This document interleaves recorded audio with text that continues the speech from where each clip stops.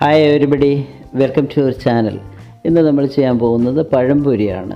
നാടൻ വിഭവമായ പഴംപൊരി. ഇതിലേക്ക് നമ്മൾ എടുത്തിരിക്കുന്ന 2 കപ്പ് മൈദയും 1/2 കപ്പ് വറുത്ത അരിപ്പൊടിയും അതുപോലെ 1/2 കപ്പ് ദോശമാവ് അരച്ച് വെച്ചത്, തലേദിവസത്തെ ദോശമാവ് അരച്ച് വെച്ചത്. ഇതിലേക്ക് നമ്മൾ ഒരു 1/4 ടീസ്പൂണ് അളവിന് ഉപ്പ് ചേർത്തു, 1/4 ടീസ്പൂൺ അളവിന് മഞ്ഞൾപ്പൊടിയും 1/4 ടീസ്പൂൺ അളവിന് ഏലക്കാപ്പൊടിയും അതുപോലെ 3 ടേബിൾ സ്പൂൺ അളവിന് പഞ്ചസാരയും ചേർത്തിട്ട് വെള്ളം ഒഴിച്ച് ഇതുപോലെ ഈ ഒരു രീതിയിൽ നമ്മൾ കുഴച്ചെടുക്കുക. നല്ല തിക്കായിട്ടൊരു ബാറ്റർ, ഒരുപാട് തിക്കല്ല, ഒന്ന് ലൂസും അല്ലാത്തൊരു ബാറ്റർ ഉണ്ടാക്കി എടുക്കുക. അതൊരു 4-5 മണിക്കൂർ നേരത്തേക്ക് നമ്മൾ മാറ്റി വെച്ച് നന്നായിട്ട് പുളിപ്പിക്കുക. അതിനുശേഷം നമ്മൾ നന്നായിട്ട് പഴുത്ത ഏത്തപ്പഴം, ഒരുപാട് പഴുത്ത് പോയ ഏത്തപ്പഴം എടുക്കരുത്. ഒരുപാട് പഴുത്ത് പോയ ഏത്തപ്പഴം ആകുമ്പോൾ എണ്ണ പിടിക്കും. ഇതൊരു മീഡിയം പഴുപ്പിന് മുകളിലേക്കുള്ള പഴുപ്പുള്ള ഏത്തപ്പഴം ഇതുപോലെ നമ്മൾ തൊലി കളഞ്ഞ് അതിൻ്റെ 2 എഡ്ജും കഴിഞ്ഞിട്ട് നമ്മളിതുപോലെ ഇത് 3ആയിട്ട് കീറിയെടുക്കുക.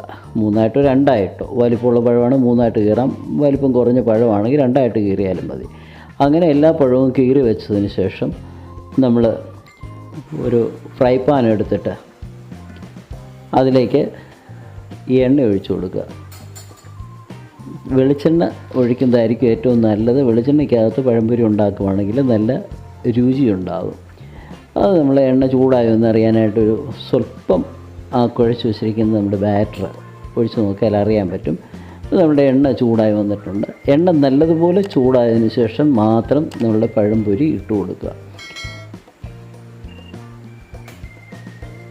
ഇപ്പോൾ നമ്മളുടെ എണ്ണ നന്നായിട്ട് ചൂടായിട്ടുണ്ട്. നമ്മൾ കീറി വെച്ചിരിക്കുന്ന ഒരു പീസ് പഴം നമ്മുടെ ബാറ്ററിലേക്ക് ഇട്ടിട്ട് അത് ഇതുപോലെ സ്പൂൺ കൊണ്ട് മുക്കി നന്നായിട്ട് എല്ലാ വശത്തും അത് ബാറ്റർ പിടിക്കുന്ന പോലെ ആക്കിയിട്ട് ഇതുപോലെ സ്പൂൺ കൊണ്ട് എടുത്ത് എണ്ണയ്ക്കകത്തോട്ട് ഇട്ട് കൊടുക്കുക.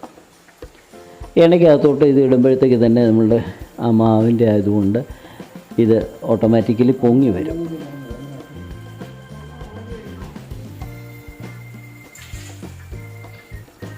പൊങ്ങി വരുമ്പോഴത്തേക്ക് നമുക്കൊരു സ്പൂൺ എടുത്തിട്ട് അതിന് മുകളിലേക്ക് ഇതുപോലെ എണ്ണ കോരി ഒഴിച്ച് കൊടുക്കാം.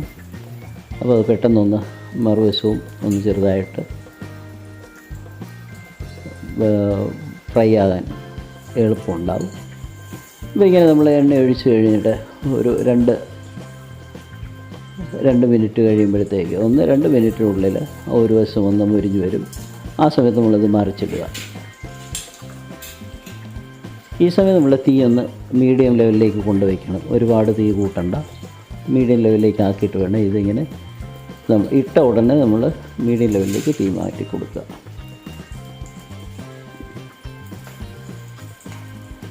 അതിനുശേഷം നമ്മുടെ ആദ്യത്തെ പോളി അത്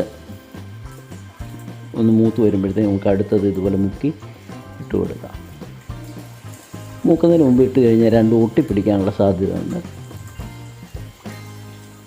അതുകൊണ്ടാണ് ഇത് നമ്മളിങ്ങനെ ഒരെണ്ണം മൂത്ത് വന്നതിന് ശേഷം അടുത്ത് ഇടുന്നത്. അപ്പോൾ നമുക്കിനി ഇത് ഒന്നുകൂടെ മറിച്ചിട്ട് കൊടുക്കാം.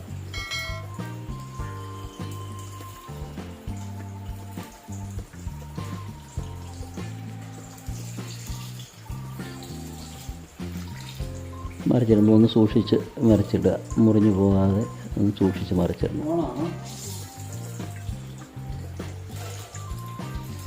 ഇത് നമ്മൾ ആദ്യമേ ഇട്ടത് മൂത്തിട്ടുണ്ട്. നമ്മൾ കോരുകയാണ്. കോരുന്നതിന് മുമ്പായിട്ട് നമ്മളുടെ എണ്ണ ഇച്ചിരി കൂടെ ഒന്ന് ചൂട് കൂട്ടിയിട്ട് വേണം കോരാൻ, എന്നാലേ എണ്ണ പിടിക്കാതിരിക്കുള്ളൂ. ഒരുപാട് പഴുത്ത പഴം ഇട്ട് കഴിഞ്ഞാൽ മധുരം കൂടുതൽ കിട്ടുന്നുള്ളൂ.